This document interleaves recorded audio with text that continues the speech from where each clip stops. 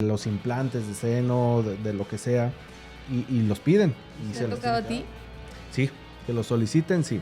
Aquí en Mexicali a mí me llamó la atención cuando yo llegué aquí que lo encontrábamos en todos los cadáveres, de mayor o menor grado, pero se llaman manchas antracóticas, son unas manchas negras en los pulmones de que estamos expuestos a esta contaminación. Yo he hecho autopsias en Ciudad de México y no lo había encontrado. Eso es complicado, el tratar, no porque uno conviva día a día con esto, porque a veces nos critican a nosotros los forenses de insensibles, este médico no siente, y pues tratan de simularnos muchas causas de muerte o desaparecernos evidencias para confundir a muchos cuerpos de los que se encuentran carbonizados son con ese fin de no dejar evidencia, ir por un cuerpo a un levantamiento de cadáver y traerlo yo nada más en una ambulancia, y sí se me prendió y se me apagó el estéreo de la ambulancia, pero pues no lo asocié a nada de eso, y veníamos pues 2, 3 de la mañana y nada más venía el cadáver atrás y yo.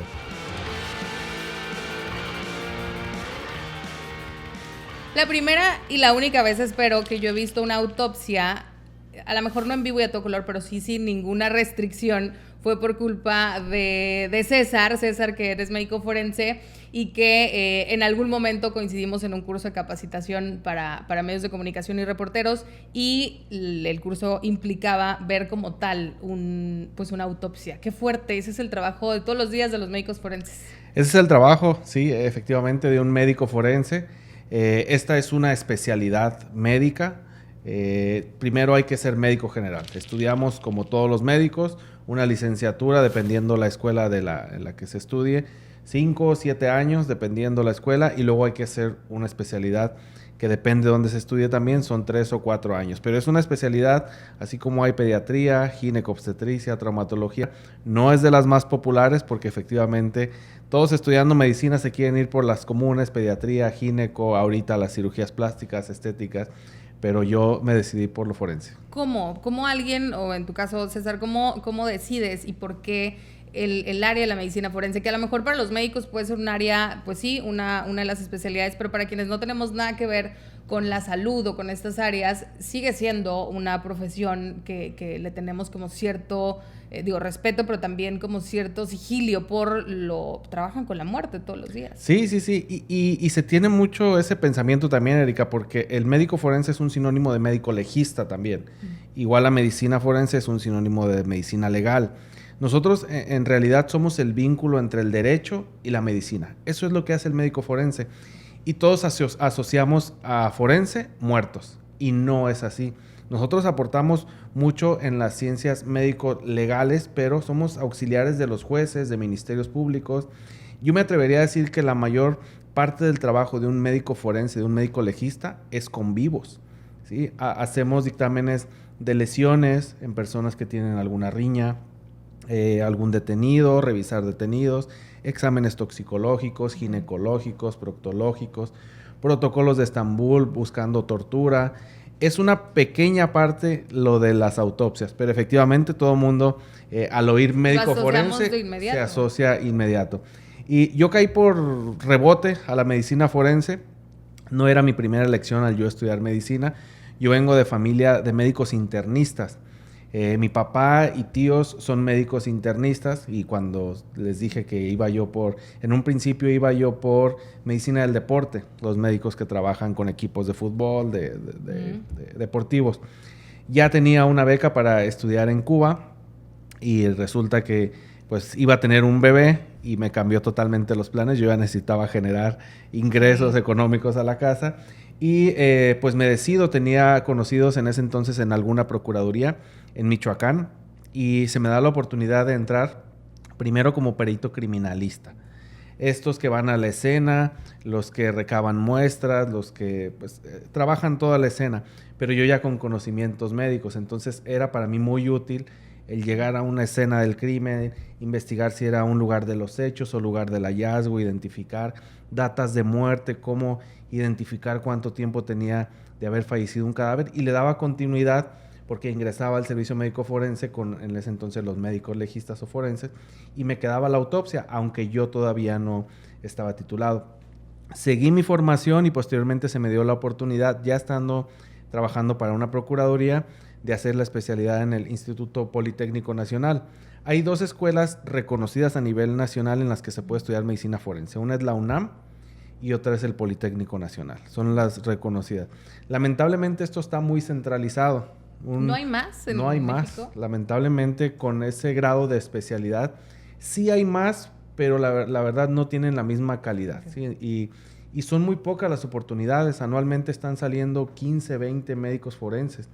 No se dan abasto la cantidad de médicos. ¿Y hay entonces una escasez también de médicos forenses en el país?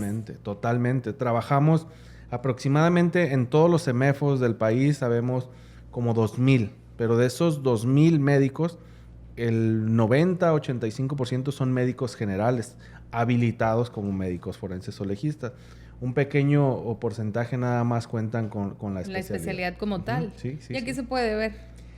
Pues un factor es ese, el que comentaba, el de que está centralizado, entonces no hay las posibilidades para un médico de Sonora, de Sinaloa, a lo mejor ir a estudiar 3 años o 4 una especialidad a la Ciudad de México. Es complicado, ya todos quieren generar pues ingresos. Otra es que no es muy popular. Los que trabajan o terminan tienen la posibilidad de trabajar de manera privada o de manera oficial, ¿sí? Casi todos se van por la parte oficial, pero son muy variados los ingresos. En el sur, por ejemplo, en Oaxaca, en Guerrero, en Chiapas, un médico legista, sus ingresos son de 12, 15 mil pesos al mes, es muy bajo. Un salario bajo. Es realmente un médico legista casi siempre tiene otros ingresos o otro lugar de trabajo porque difícilmente se puede mantener nada más con ese solo ingreso. Ahora, ¿qué pasa hablando ya con esta experiencia? ¿Cuántos años hace que estás en la medicina forense? En la medicina forense yo egresé, ya tengo 15 años, 14, 15 años. Ahora, alguien que trabaja, si bien trabajan obviamente también con los vivos, pero que una parte sí o sí es también como darle voz a quienes murieron y determinar la forma en la que murieron y qué les causó, qué los llevó a la muerte. Alguien que trabaja con esto y que la muerte es inevitable en esta labor, ¿qué piensa de la muerte? O sea, ¿tú qué piensas acerca de la muerte y cómo ve un médico forense la muerte? Definitivamente sí te cambia la perspectiva de la muerte.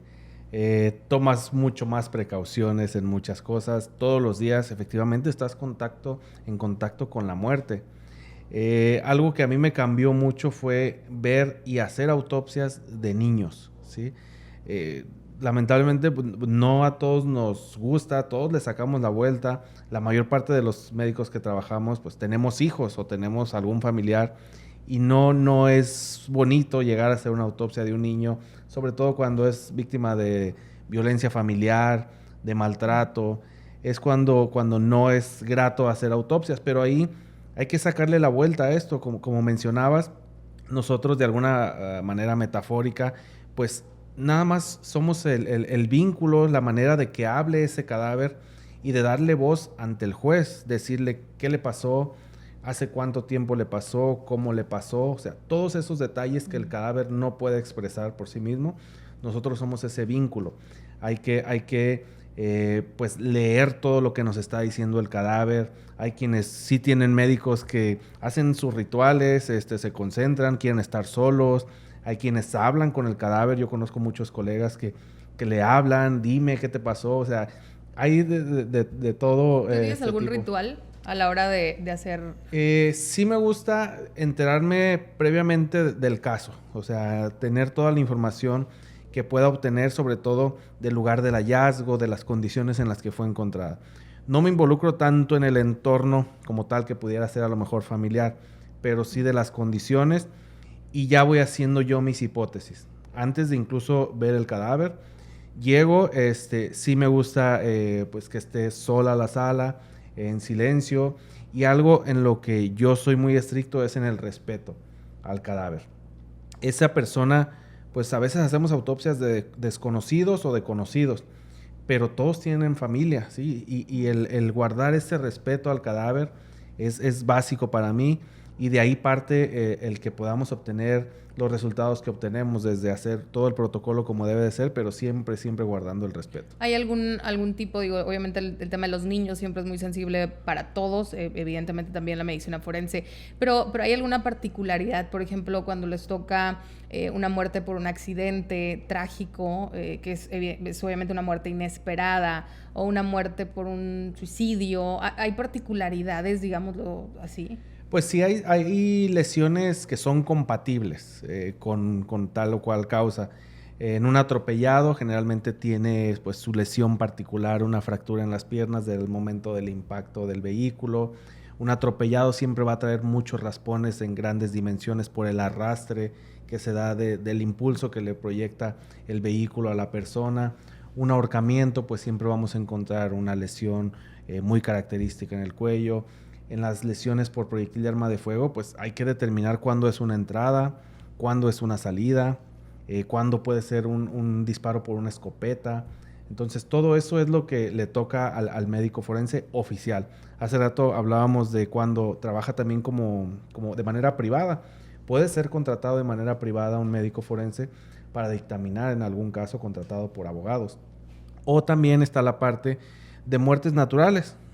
Pues todos los días y en todos los lugares se mueren personas, a lo mejor un abuelo, nuestro vecino que tenía 80, 90 años, cáncer, diabetes, presión alta, y un médico debe de emitir un certificado de función, y muchas personas optan por conseguir un médico, obtener los servicios de un médico forense también. Independientemente de lo que creamos en la fe o las creencias de cada uno, físicamente o fisiológicamente, ¿qué nos pasa? ¿Qué pasa cuando morimos?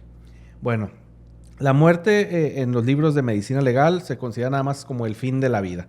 Es básicamente el cese de las funciones vitales del organismo. Así se considera científicamente. El sistema nervioso, el sistema respiratorio y cardiovascular se detienen. Hay que diferenciar, porque hay siempre mucha confusión entre muerte encefálica o muerte cerebral, el coma y el estado vegetativo. El estado vegetativo y el coma son reversibles. Esos, mediante maniobras de reanimación o medicamento o evolución natural, pueden regresar. Ya una muerte encefálica o muerte cerebral ya es totalmente irreversible, ya se considera muerte como tal, y ya es cuando da el paso a la muerte. Inmediatamente que se da el fallecimiento, el cuerpo empieza a sufrir alteraciones. Básicamente desde que fallece hasta que llega a huesos, el cuerpo sufre una deshidratación. Nosotros, un gran porcentaje de nuestro cuerpo somos agua. Todos esos líquidos se van perdiendo y la piel se va pegando al hueso. Es lo que pasa de manera muy general. La deshidratación pasa por fenómenos como rigidez, como las livideces, como el enfriamiento del cadáver, evoluciona a una putrefacción hasta que llega a los restos óseos, a los huesos. ¿Hay algún sentido que sea el primero que perdamos o el último en perderlo? ¿Hay quienes aseguran que algunos el oído o algo así? Todo se da inmediatamente. O sea, todo es inmediato. Todo es inmediato. Sí hay por ahí muchos mitos, creencias del alma, de las uñas, del cabello, pero científicamente no. O sea, científicamente al momento empiezan todas las alteraciones que van a terminar en la reducción a los huesos. Uh-huh. Ahora, ¿qué pasa con el entorno cercano a los médicos forenses? O sea, no sé si en tu caso, pero la mayoría de nosotros hemos tenido pérdidas importantes, sobre todo cuando somos más adultos. Cuando pierden a alguien cercano a los forenses o incluso un colega, ¿cómo viven un proceso? Es difícil porque, sobre todo cuando tienes a lo mejor un familiar enfermo, que tú ya sabes como un médico forense cuál va a ser la evolución y que a lo mejor, pues el médico tratante no te lo dijo, pero tú ya sabes que le pueden quedar días o meses o semanas de vida. Eso es complicado, el tratar, no porque uno conviva día a día con esto, porque a veces nos critican a nosotros los forenses de insensibles, este médico no siente, no es eso. Es que la idea que pudiéramos tener muchos, ¿no? Uh-huh. Que son un poco o más fríos o que no tienen como tal, pero al final son personas. Sí, claro, y claro que nos pegan los casos como tal, pero eso es lo que mencionaba, hay que convertir este sentimiento en darle voz al cadáver, ¿sí? En ayudarlo para determinar qué le pasó, porque si no interpretamos bien lo que le pasó, pues estamos hablando de que un caso quede impune, de una persona quede en libertad, o al revés, si hacemos mal nuestro trabajo, a lo mejor puede ser que una persona termine presa por un mal trabajo de un médico forense o de un médico legista también. Claro. Y ahora, ¿qué pasa con las... cuando hay, no sé, al llegar a los forenses o a estos lugares, ¿cómo cuidan que no se confunda un cuerpo con otro? Que hemos visto historias a lo mejor en otros lugares donde llega a pasar. ¿Cómo cuidan estos procesos? Pues hay algo que se llama cadena de custodia. Desde el lugar de los hechos o lugar del hallazgo ya interviene una autoridad. Esa autoridad debe de etiquetar ese cuerpo. Eso en el caso que tengamos uno. A veces tenemos tragedias de muchos cuerpos y ahí se implementa otro protocolo. Pero una tragedia, un accidente, así es, cuando tenemos tragedias de 40, 50 cuerpos que no sabemos quién es quién, ahí lo que hacemos o lo que se hace es nada más identificarlos y enumerarlos. Ya en los servicios forenses se va a determinar quién es quién o la identificación de cada quien, pero en un principio mandas como cadáver 1, 2, 3, 4... hasta los números que sean. Ya no te puedes poner en un lugar de los hechos o del hallazgo que a veces son hasta peligrosos por el entorno que se pudiera tener a identificar cuerpos o a que la familia los identifique. No se recomienda eso, obviamente. Lo ideal es que se haga la autopsia o la necropsia y que ya la familia en condiciones ya de más tranquilidad pueda hacer una identificación. ¿Cuánto dura una necropsia? No hay un tiempo límite, o sea... Yo podría decir que el promedio es entre 2-3 horas, es un tiempo promedio, pero hay quienes hacen autopsias en 1 hora y están bien hechas. Hay autopsias que depende también la cantidad de lesiones que tenga el cadáver. O sea, a mí me ha tocado hacer de 200 heridas por proyectil de arma de fuego o de arma blanca y me llevo 24 horas en una autopsia. ¿Sí? Entonces, ¿puede durar 24 horas? Sí, o podemos hacer una pausa y continuar más tarde. No se recomienda porque el cadáver va evolucionando hacia la putrefacción, entonces entre más reciente sea el fallecimiento, más cercano esté, es más fácil determinar las causas de fallecimiento. Entre más va evolucionando el cadáver hacia la putrefacción, es más complicado determinar las causas de muerte. Incluso hay ocasiones en las que no se puede determinar una causa, pues porque ya no están los órganos o porque ya son puros restos óseos, y es en los casos en los que ya no, definitivamente ya no se puede hacer nada. ¿Qué puede ser tan complejo, por ejemplo?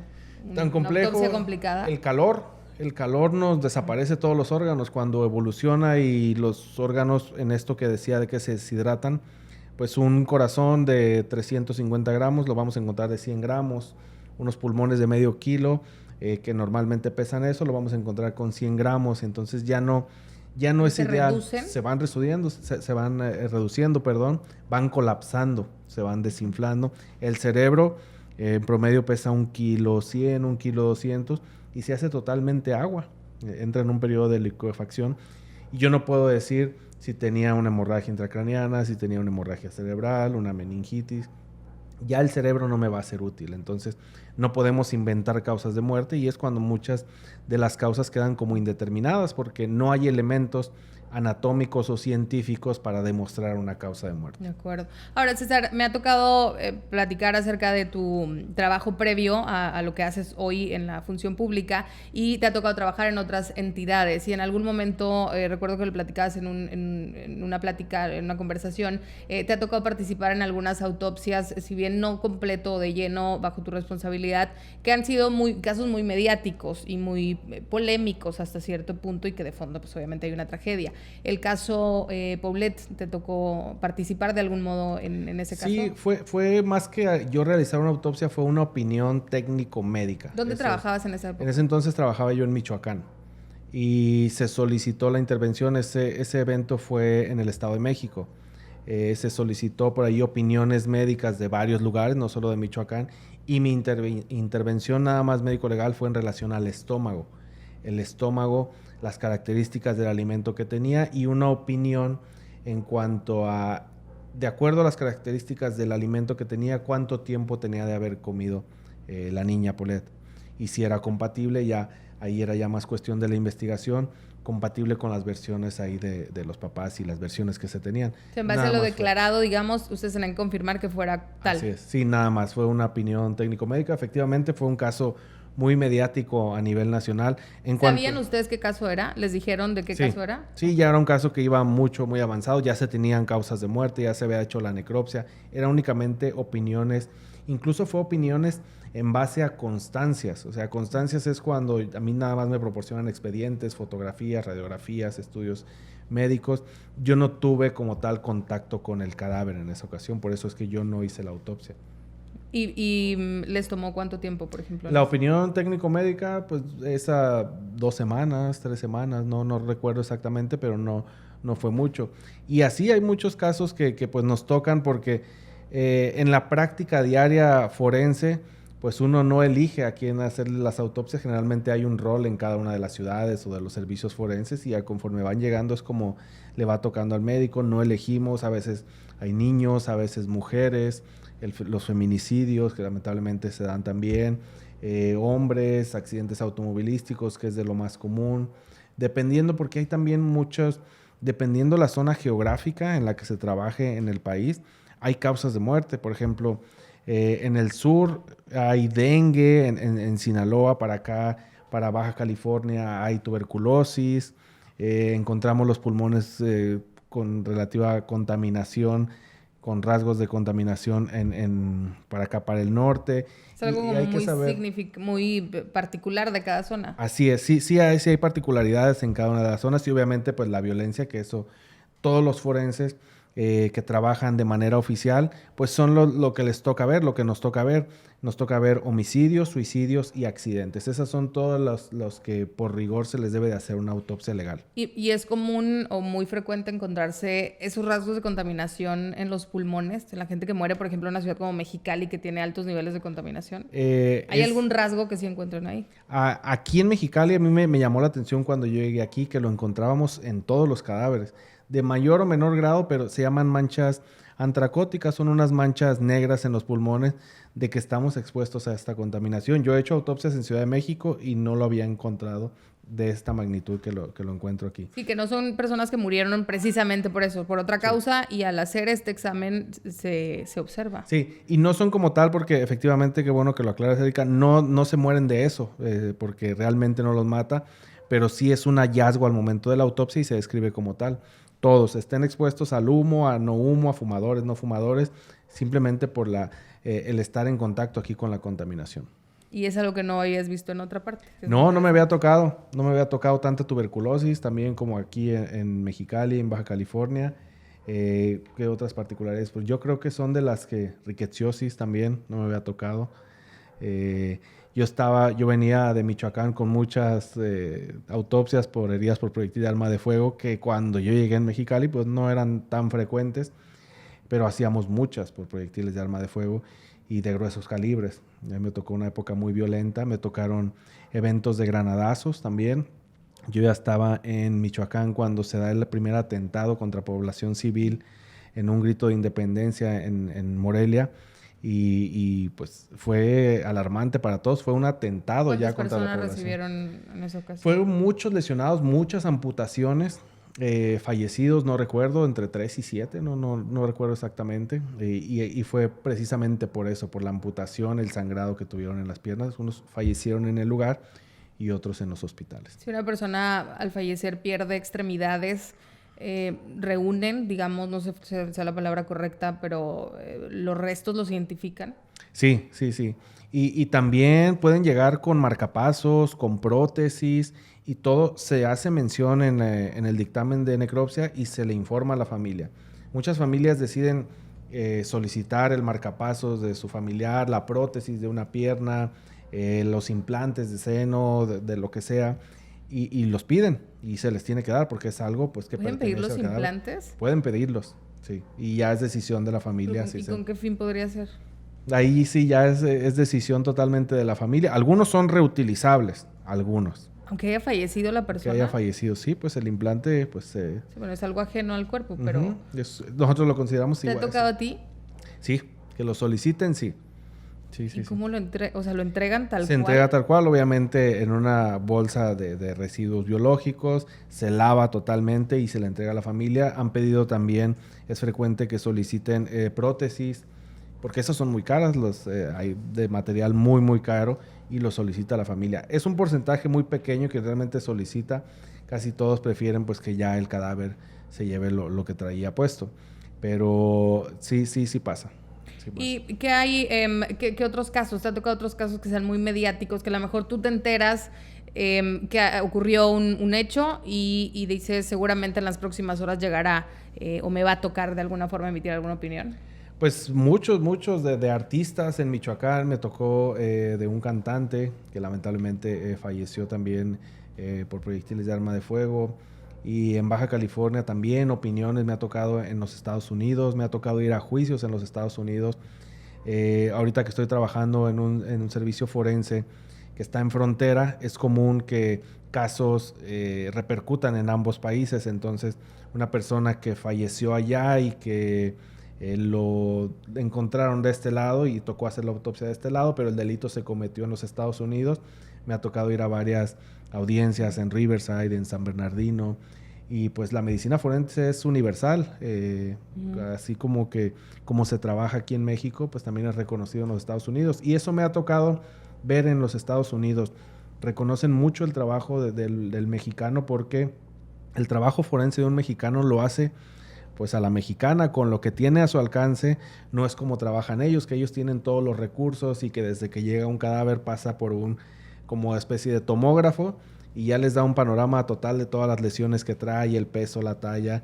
Y en México no, a veces se trabaja con lo que tiene, pero pues se tiene buen nivel a nivel de ciencias forenses en general en todo México. ¿Y confían allá en lo que hacen acá? Sí, afortunadamente sí, porque saben que se trabaja bien. O sea, los especialistas, hay muy buenos especialistas y en general en el ámbito forense, fotógrafos, criminalistas, entomólogos, arqueólogos, antropólogos, médicos forenses, todos los que integramos pues todas las ciencias periciales. El hijo del perro aguayo murió en Baja California, ¿les tocó a ustedes? Sí, tocó también. Muere sí en el ring, pero todavía tiene un tiempo ahí de sobrevida. Él ya tenía una lesión en las cervicales, en el cuello como tal, y esa fue lo que lo llevó al fallecimiento. ¿Qué le pasa a una persona que tiene una lesión de ese tipo? Él ya tenía, ya estaba tocado, como se le conoce coloquialmente, pero ya tenía lesiones previas y fue el momento de un movimiento brusco. Nosotros tenemos conectadas las vértebras cervicales en el cuello una arriba de otra. Lo que se dio fue una luxación. Entonces se separó una vértebra de la otra, por el medio pasa el canal medular y se da un fallecimiento inmediato. Casi, bueno, sí tuvo, no sé si fue un hospital o como sí tal. Recibió, todavía iba con muy bajos, detectables signos vitales, pero pues ya casi pues pocos minutos de sobrevida nada más. Y en esos casos, por ejemplo, no radicaba en Baja California, ustedes hacen el estudio o la autopsia y ya disponen con la familia el cuerpo. Sí, inmediatamente. O sea, siempre en todos los servicios forenses se trabaja siempre a petición de autoridad. Siempre. No puede un médico forense hacer una autopsia si no hay una petición de una autoridad. Puede ser del fuero común, federal o militar. Cualquiera de esas autoridades lo puede solicitar. Y a esa autoridad es quien se le remite el resultado. Ya la autoridad pues otorga la liberación del cuerpo y ya decide a quién se le entrega, que pues generalmente son los familiares más cercanos. ¿Otro famoso te ha tocado desafortunadamente que muera, claro, que les toque participar? No famosos, pero sí casos que se han hecho muy mediáticos. Niños, tuvimos uno que fue muy sonado de un niño que lamentablemente tuvo muchas lesiones en Mexicali.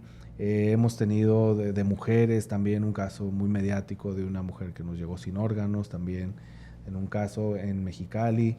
Y en general, en Ensenada, casos mediáticos también de personas extranjeras. Sí es complicado lo de la medicina forense, sí hay mucha presión, se trabaja con mucha presión y hay que lidiar con eso. Y hay presión también social o mediática, cuando son casos tan expuestos y que a lo mejor, justo por las condiciones en las que ocurren, tienen una trascendencia extraordinaria en los medios de comunicación y por ende en la opinión pública, y también tienen esa presión encima, o lo sienten pues a veces como tal. No nos llega a pegar como tal, porque pues nosotros estamos enfocados en la parte técnico-médico-científica. ¿Qué pasa cuando tenemos una autopsia de esas? A veces nosotros le llamamos autopsias pues sencillas, podría ser, porque tenemos las lesiones o la causa de fallecimiento muy evidente. Hay ocasiones que son autopsias que nadie supo que se hicieron y que son muy complejas, con muchas lesiones, o que no encontramos realmente la causa de fallecimiento. y esas a veces pasan desapercibidas. Son los medios quienes hacen esto a veces mediático, los casos muy particulares, pero no, como tal que se vuelvan esas como más complicadas para el médico por la presión, no. Nosotros tratamos siempre el médico forense pues de darse su espacio, de tener todo lo que debe tener para llegar a sus causas de muerte, y algo también importante es no limitarnos en el tiempo. Hace rato que hablábamos de cuánto dura una necropsia, pues no porque nos pidan las cosas rápidas lo vamos a hacer rápidos, tenemos que hacer algo bien. Entonces, el tiempo que nos lleve, pero hacer una causa de muerte bien. Sobre todo si no hay un límite de tiempo, ¿no? Si sí, no tienes hay un límite de sacar un resultado. Hay algunos detalles cuando se tienen personas detenidas. Cuando hay personas detenidas, sí nos marca la ley un tiempo de 48 horas por el plazo que se le vence al Ministerio Público por la persona detenida. Pero se puede emitir algo preliminar y ya después concluir. Hay que recordar cómo las hacen en Estados Unidos. ¿Cuánto tardan en dar allá una causa de muerte? Ya se tardan a veces hasta meses en decirte una causa de muerte. ¿Por qué es tan tardado en Estados Unidos? En Estados Unidos es una forma muy particular en la que trabajan ellos. Allá no son médicos forenses, se llaman patólogos forenses. ¿Qué hace un patólogo forense? Hace un estudio macroscópico y microscópico, y eso lleva tiempo. Él no se queda con lo que ve a simple vista en el cadáver. Él toma muestras de tejido y se va al microscopio y hay que analizar. Esas muestras pasan por un proceso de tinción, de estarlas analizando. Es por eso que allá lleva más tiempo. Y obviamente que allá no te dan una causa de fallecimiento, sino tienen todos los elementos de la carpeta de investigación. Todo lo que el médico puede allá solicitar, lo que se le ocurra, y hasta que no le entreguen lo que él solicitó es que emite su dictamen. Y cuando, hablando ya de tu trabajo y cuando te toca estar en la sala con un cuerpo, ¿te ha tocado tener alguna experiencia que consideres, no sé si extranormal o medio paranormal, perdón? ¿Has vivido algo así? No, sí me han preguntado y no, fíjate, nunca me ha tocado. Pues a lo mejor por ahí algún ruido extraño, pero es más bien yo creo que la creencia de cada quien, como no creo en esas situaciones. Digo, los médicos somos muy de lo que veo es lo que, nada más lo que creo. Entonces, pues no me ha tocado. Sí he escuchado por ahí ruidos. Cuando me ha tocado, una vez me tocó, fíjate, en Michoacán, ir por un cuerpo a un levantamiento de cadáver y traerlo yo nada más en una ambulancia. Y sí se me prendió y se me apagó el estéreo de la ambulancia. Pero pues no lo asocié a nada de eso y veníamos pues 2, 3 de la mañana y nada más venía el cadáver atrás y yo. Pero digo, no, como no creo, digo, igual y fue alguna falla por ahí del estéreo. Y le atribuimos a la falla. Sí, más vale. Del estéreo. ¿Y le tienes miedo a la muerte? Como creo que cuando pensamos en nosotros mismos, a lo mejor nos asusta la forma en la que podemos morir, sobre todo cuando vemos muertes repentinas o cuando son personas de nuestra edad, nos pone como a pensar. ¿Tú qué piensas acerca de la muerte en ti? O sea, ¿cómo le tienes miedo?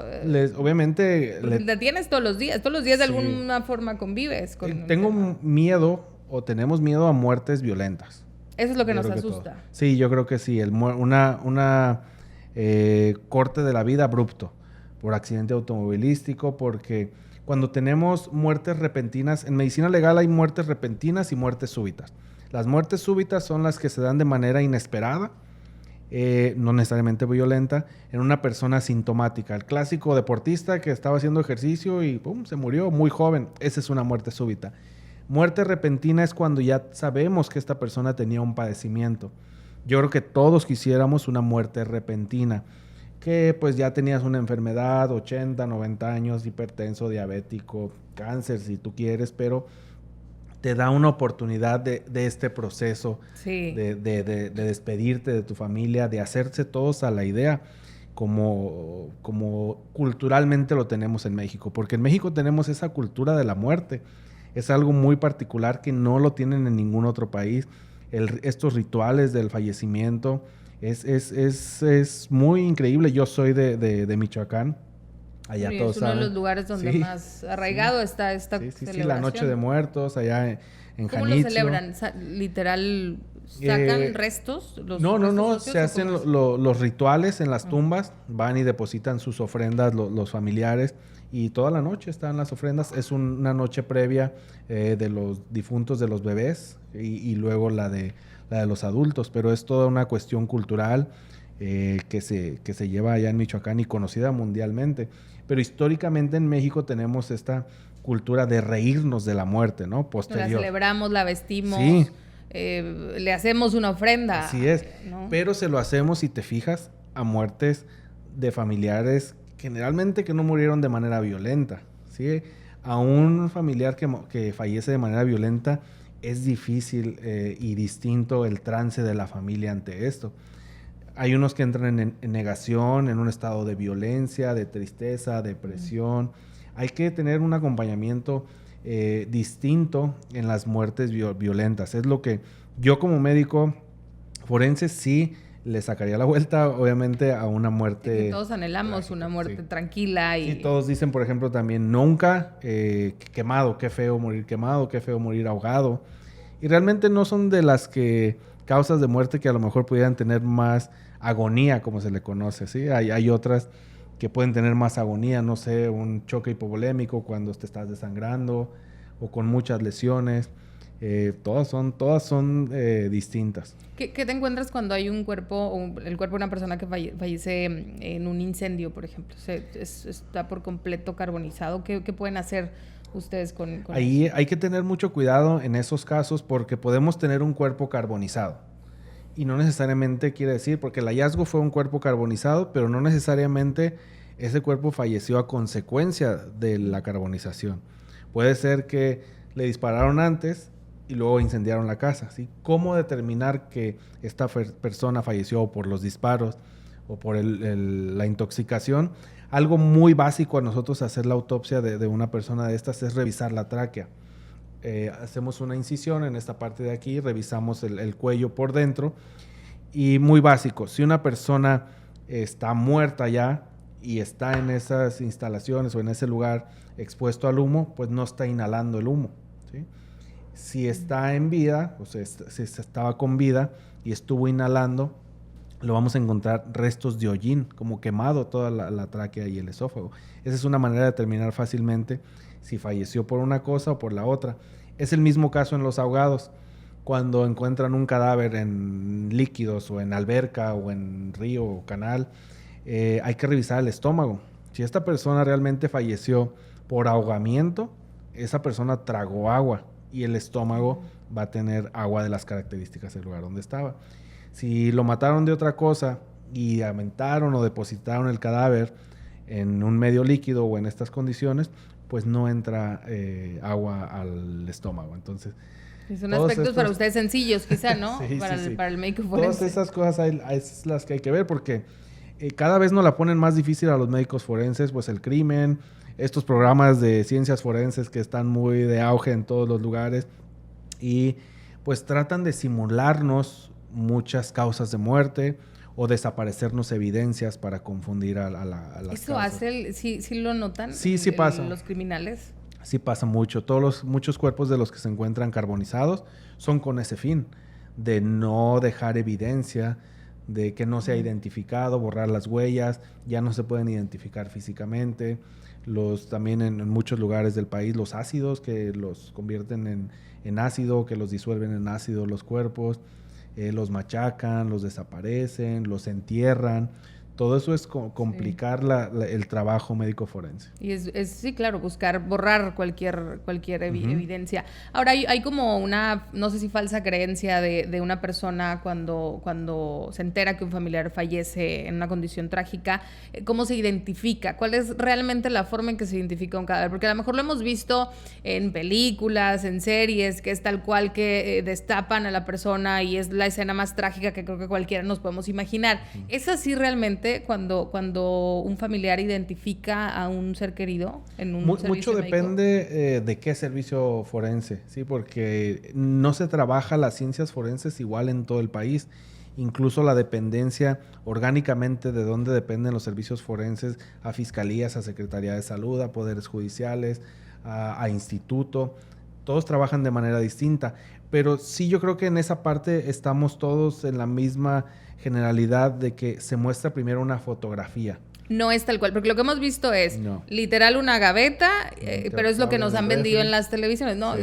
La televisión, las películas. La gaveta, esa sábana y un médico frío que solamente se espanta si le digas si sí o si no y ya. La etiqueta en el pie. Y la etiqueta en el pie es todo como cliché de las películas. Sí. No es así no en la vida real. No es así. De inicio se muestra una fotografía generalmente en todo México. Hay que distinguir también qué fotografía es la que se va a mostrar a la familia. Si hablamos de una persona que tuvo un accidente automovilístico y tiene la cabeza deshecha, pues no vas a enseñar esa foto a la familia. Le preguntas alguna seña particular, algún tatuaje, algún piercing lunar por el que pueda ser identificado y eso muestras. ¿Por qué? Porque es un shock para la familia, ¿sí? Ya estás en un shock. Ya le dijeron que falleció de manera violenta a un familiar, ¿sí? Va a confirmar eso. Va a pasar por las etapas del duelo, la negación. Son las etapas muy difíciles. Hay quienes se quedan atrapados en estas etapas, pero sí es muy complicado ese precisamente y no reacciona de la misma manera el familiar que su hijo o hermano falleció en un accidente automovilístico, a lo mejor el que se suicidó o el que mataron, ¿sí? Reaccionan de manera distinta a todas las personas. Y le entregas la foto y ¿qué pasa después de ahí? Le entregas la foto, te dice sí o no, si es su familiar o no es su familiar, das un espacio, generalmente le das su espacio y ya una vez que identifican, pues ya se hace el trámite funerario. En los servicios forenses lo que se hace es hacer la autopsia y todos los órganos, aunque se analicen y se puedan revisar, todos se deben de colocar otra vez dentro del cadáver, se sutura, se cose el cadáver y se entrega ya a la funeraria que haya elegido la familia. Se entrega suturado, o sea, cosido, nada más. Ya las cuestiones estéticas ya se ven en la funeraria. Eso es aparte. Sí, eso ya se ve aparte. Incluso nosotros recomendamos que no toda la familia, porque a veces toda la familia quiere ver a la persona fallecida en un lugar así como servicio forense.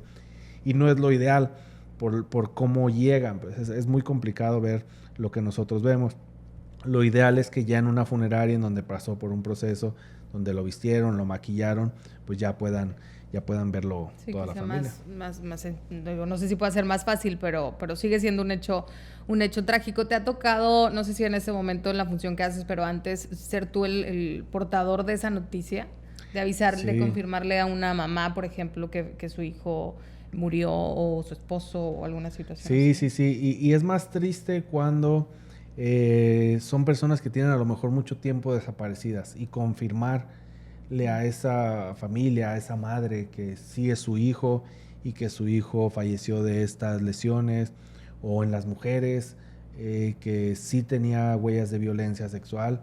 Es muy, muy, muy duro dar esas noticias. Y no puedes ocultar ni suavizar ninguna situación porque de eso. Todos, al final de cuentas, lo que te preguntan es, por favor, doctor, dígame la verdad. ¿Qué le pasó? Y algo, fíjate que seguido me preguntan, ¿sufrió o no sufrió? Es algo que preguntan muchas veces las familias. ¿Sufrió o no sufrió mi familiar previo al fallecimiento? Y tienes que responder con la verdad. Tienes que responder con la verdad, sí, es complicado. Y sobre todo hablando de muertes violentas. Cuando vemos un cadáver con múltiples lesiones o a lo mejor torturado y te preguntan eso, es complicado decirle a la familia el cuánto tiempo tiene de haber fallecido también, porque eso nos sirve para que ubiquen a la persona en tiempo.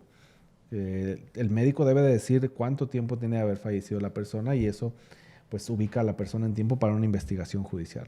¿Te toca, por ejemplo, que sean más de una persona, es decir, que fallezca al mismo tiempo el hijo y el papá o mamá? Sí, familias completas nos ha tocado.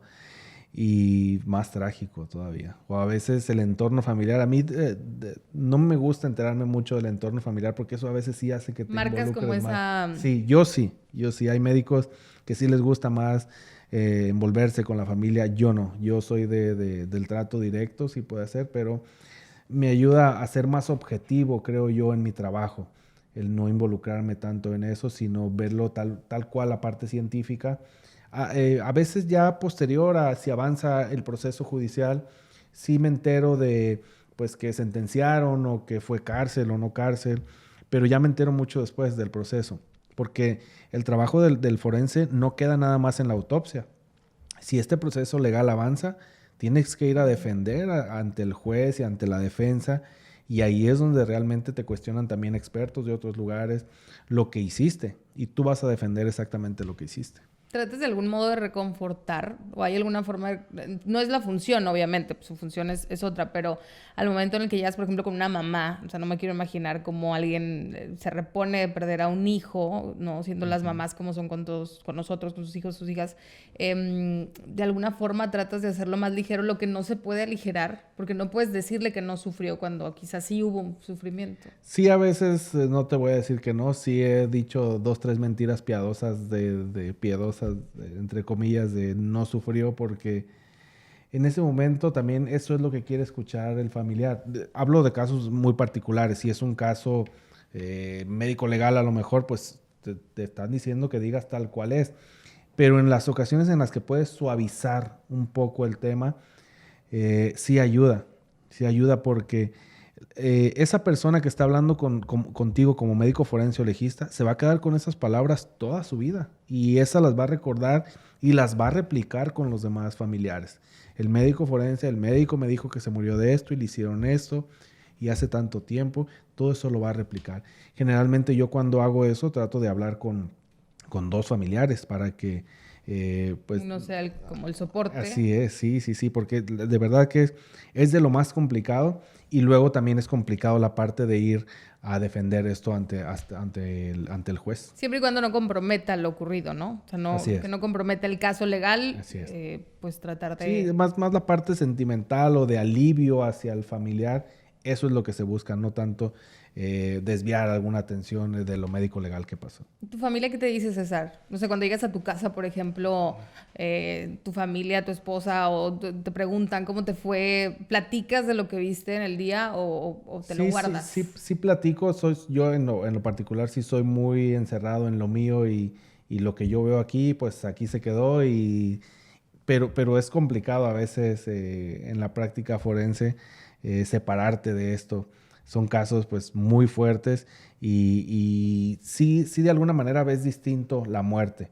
No quieres ver a tus familiares. Yo en lo particular soy muy sobreprotector con un hijo, con mi hijo, por las cosas que veo. O sea, cosas que veo a lo mejor que pasan en algún lugar, pues trato de que no vaya a esos lugares y que no exponerlo. Digo, sé que pues tienen que vivir su vida y todos nuestros familiares, pero son de verdad muy fuertes las cosas que nosotros vemos como médicos forenses. Los forenses tienen un sentido del humor, yo creo, muy particular, me imagino, entre ustedes como gremio. No solo los médicos forenses, sino a lo mejor todos los que implican en esta labor. ¿Ven series, por ejemplo, de ciencia forense? También tratan ahí más o menos como de ir por qué rumbo, de tratar de adivinar por qué rumbo ir al caso que están viendo. Sí.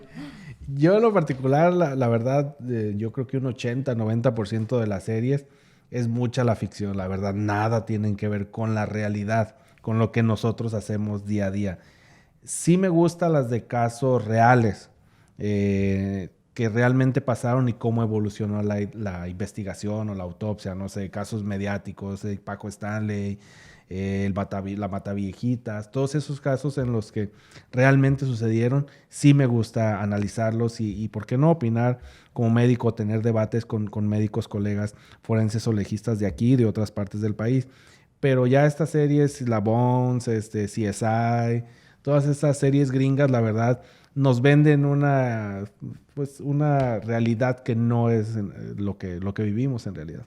Pues la ficción al final, ¿no? Así es ficción totalmente. ¿Y celebras el Día de Muertos? Sí. Lo celebro como mexicano, con lo que decíamos, culturalmente.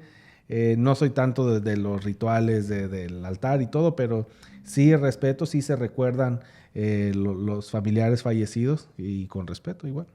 Hay que tenerle más miedo a los vivos, como dicen por ahí los abuelitos. 100%. Yo siempre que me dicen, ¿y no te da miedo estar ahí? No, les tengo más miedo a los vivos, y más uno que pues vive de los muertos, ¿sí? En este juego de palabras, pues nosotros 100% el respeto al cadáver es lo que más procuramos día al día. ¿Y el respeto a un cadáver qué implica para ti, por ejemplo, que tienes sí o sí que hacer alguna intervención? ¿De qué forma lo respetas? Desde el trato, desde cómo recibes el cadáver, desde cómo lo manipulas, no aventar una mano para allá, o sea, el trato bien, digno, respetuoso, colocarlo, limpiarlo, colocarlo en una bolsa como debe de ser, tenerlo en un refrigerador como debe de ser, o si es una muerte natural, igual el mismo trato, eso yo creo que es básico y eso pues nos habla mucho del trato profesional de los servicios forenses y en general de todas las personas, porque